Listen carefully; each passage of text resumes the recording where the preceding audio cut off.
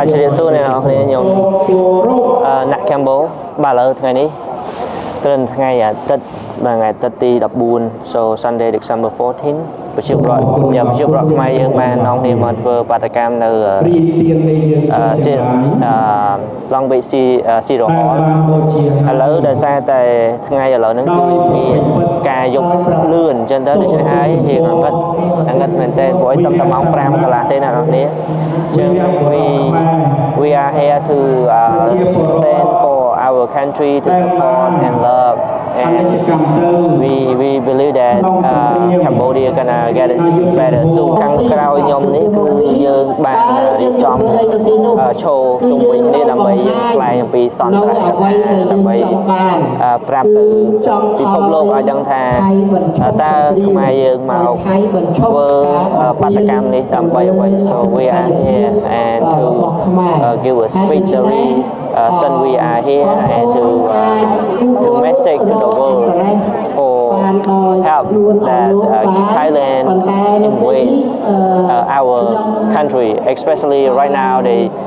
still use jet to drop the bomb and people they run away from their home, they escape, evacuate people from their home. And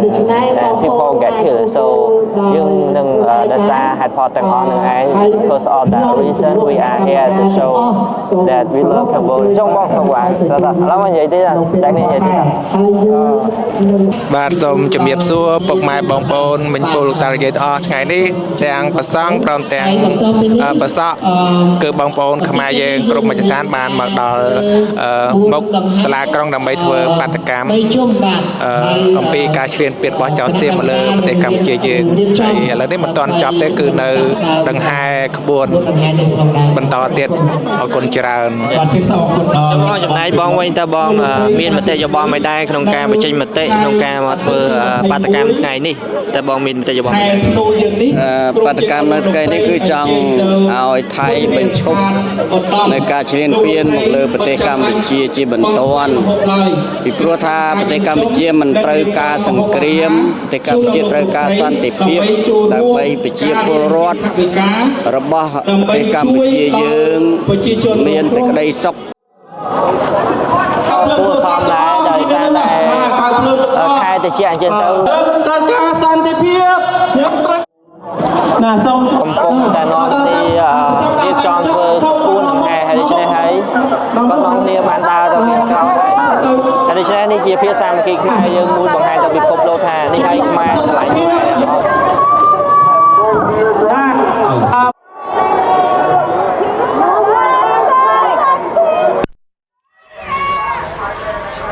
ខ្មែរយើងបានដើរស្រែកបានជុំវិញហគឺបង្ហាញពីភាពអ្វីដែលយើងចង់បានពីប្រទេសថៃឲ្យបញ្ឈប់ការធ្វើទុកបុកម្នេ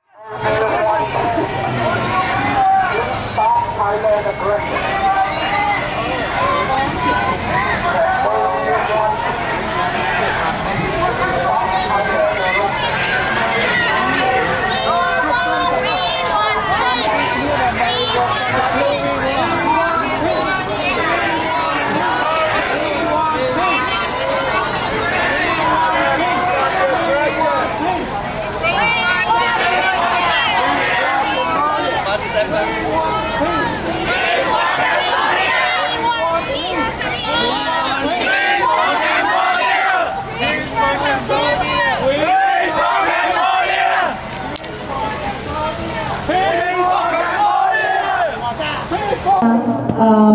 ពេលមានimpact war នៅស្រុក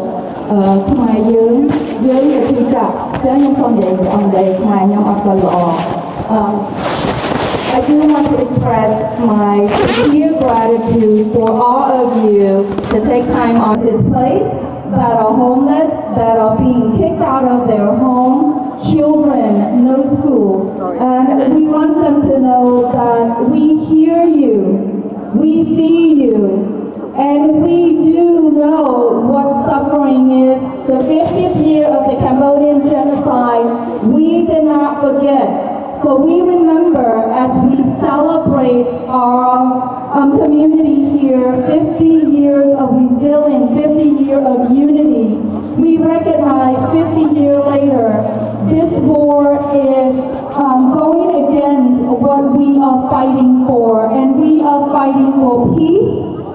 fighting for